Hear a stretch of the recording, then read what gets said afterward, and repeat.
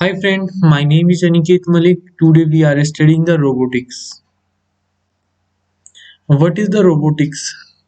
Robotics a reprogrammable multifunctional automatic industrial machine होती है जिसका काम होता है design to replace human in hazardous work it can be use मतलब जो हैजार्ड वर्क होता है जहाँ पे ह्यूमन का पॉसिबल नहीं वर्क करना वहाँ पे रोबोट्स का यूज किया जाता है। रोबोट्स का यूज किया जाता है स्वीपर में यूज किया जाता है वेल्डिंग में यूज किया जाता है जो हैजार्डियस वेल्डिंग होते हैं माइनिंग में यूज किया जाता है रोबोट्स का और मिलिट्री और many more. What is robotics? Robotics is a science of designing या building an application of robots. Simply, robotics may be defined as the study of robots. The aim of robotics is to design an efficient robot. जो aim होता है robot का वो एक efficient robot बनाना होता है। Why is robotics needed? Robots की हमें आवश्यकता क्यों पड़ी? रोबोटिक्स is needed because हम अपने काम को स्पीड से कर सकते हैं, हम अपने काम को वेरी फास्टली और क्विकली कर सकते हैं और जहाँ पे डेंजर्स होता है हाईली टेम्परेचर होता है वहाँ पे हम इजीली से रोबोट से काम कर सकते हैं और एक्यूरेसी बहुत ज़्यादा होती है रोबोट्स के द्वारा और रिपीटेटिव टास्क कर सकते हैं, हम एक से ज़्यादा टास्क परफॉर्म कर सकते हैं बाय रोबोट्स के द्वारा। रोबोट की history, first use of word of robotics हम स्टडी करेंगे, three law of robotics and third first robot ultimate, इनके बारे में स्टडी करेंगे। First use of the word robotics, the word robot, जो वर्ड रोबोट इंट्रोड्यूस किया था to the public by Czech writer और Karel Capek in the 1890 and 1938 में in his play R U R Rossum's universal robot, जिसका नाम था रूसम्स universal robot, publish हुआ था 1920 में। The play began in a factory that make artificial people called robots, उसने एक आर्टिफिशियल व्यक्ति बनाया था जिसे उसने नाम दिया robot. कैपेक was reportedly several times a candidate for the Nobel Project Prize for his work, उसे नोबेल प्राइज मिला इस काम के लिए बहुत बार।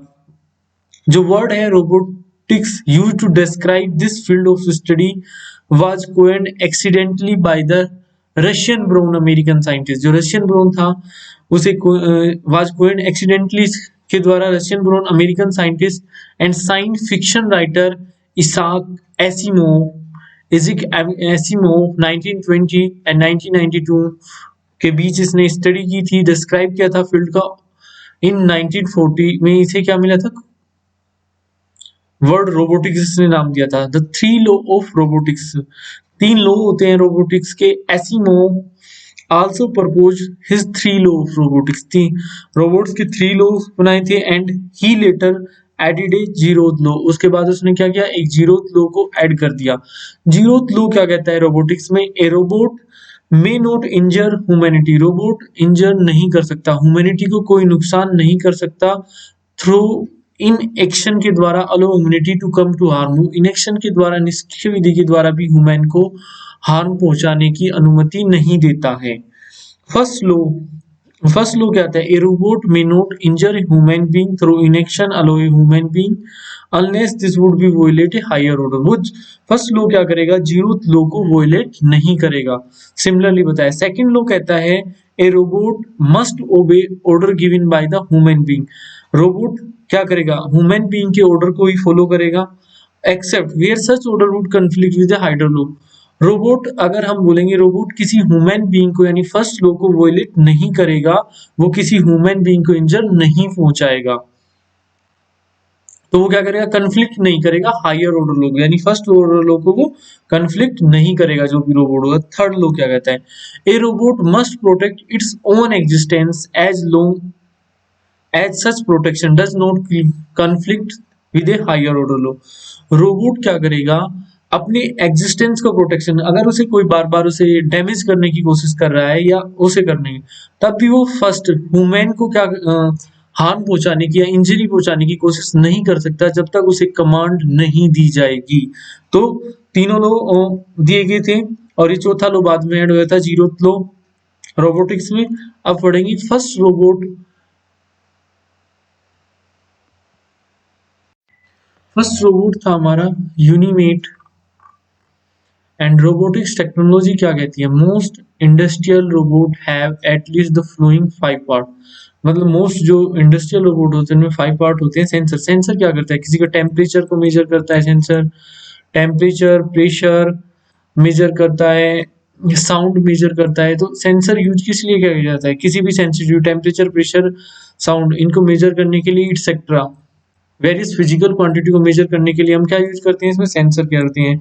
इफेक्टर क्या होता है, जो रोबोट की आर्म्स वगैरह होती हैं, फिंगर्स होती हैं, वो होती है इफेक्टर। एक्यूटेटर का रोल होता है हमारा, एक्यूटेटर यूज किया जाता है, जैसे इसमें डीसी मोटर यूज की जाती हैं, various type of motor gears etcetera use की जाती हैं एक्यूटेटर में। कंट्रोलर क्या होता है, माइक्रो प्रोसेसर जो पूरी यूनिट को कंट्रोल करता है।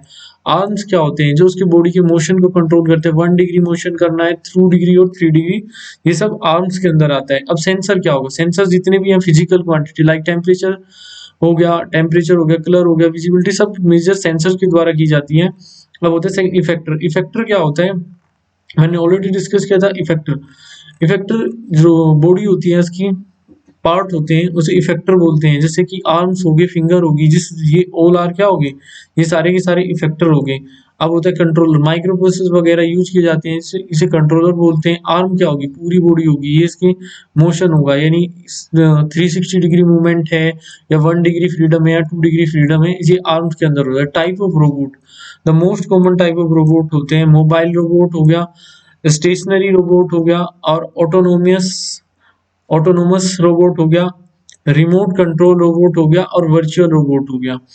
अब मोबाइल रोबोट, मोबाइल रोबोट भी 2 टाइप्स के होते हैं। रोलिंग रोबोट, ये हमारा क्या है, मोबाइल रोबोट है। अब rolling robot, sorry, mobile robot 2 types के होते हैं, ये हमारा रोलिंग रोबोट है।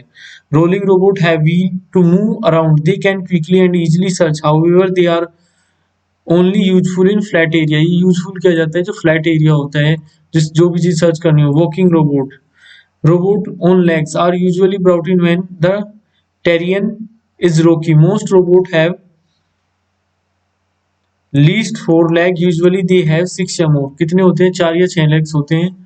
ये यूज किया जाता है जहाँ पे रोकी एरिया होता है, यानी फ्लैट सरफेस नहीं होता, वहां पे यूज किया जाता है। Stationary robot, robot are not only use to explore area या imitate a human being. Most robots perform repetitive tasks without ever moving an inch. Most robots are working in industrial setting and are stationary. ये use किया जाता है। Stationary robot होता है जो perform करता है बहुत सारे टास्क, कंटिन्यूअस परफॉर्म करता करता रहता है, इसे बोलते हैं। मोस्टली इंडस्ट्री में यूज किए जाते हैं this type of robot.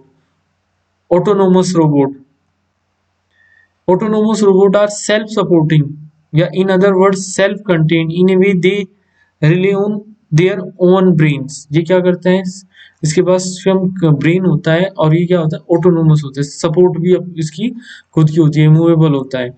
Remote control robot, which can control, जिसे ह्यूमन बीइंग कंट्रोल करता है, गाइडेड करता है टास्क परफॉर्म कराने के लिए। A person can perform difficult and usually dangerous task without being at the spot where the task are perform. वो होता है रिमोट कंट्रोल।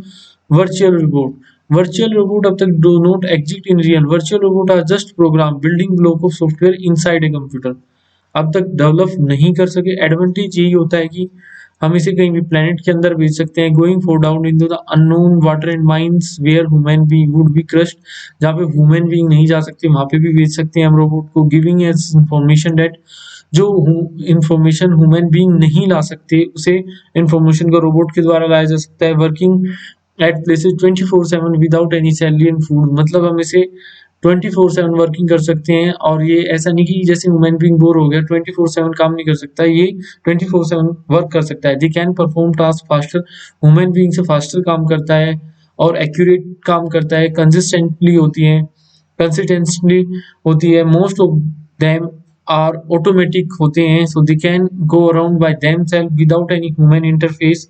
डिसएडवांटेज क्या होता है, people can lose job in factories, it need supply power होगी, maintain करना पड़ेगा इसके, cost money to make by वो, मतलब हाई कॉस्ट होती है इसकी, हाई कॉस्ट होती है मेंटेन करने के लिए, उसे परफॉर्म करने के लिए रिक्वायर्ड। ये डिसएडवांटेज होती हैं इसके। अब थैंक यू वेरी मच।